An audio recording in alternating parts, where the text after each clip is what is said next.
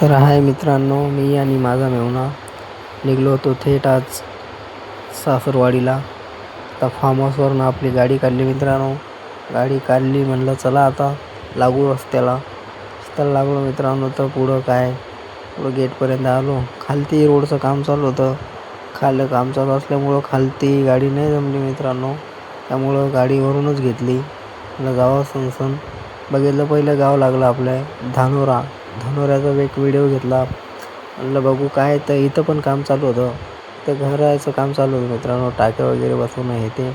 त्यानंतर मग थोडं पुढे गेलो, आश्रमशाळा लागली मित्रांनो आपली धानोऱ्याच्या समोरची.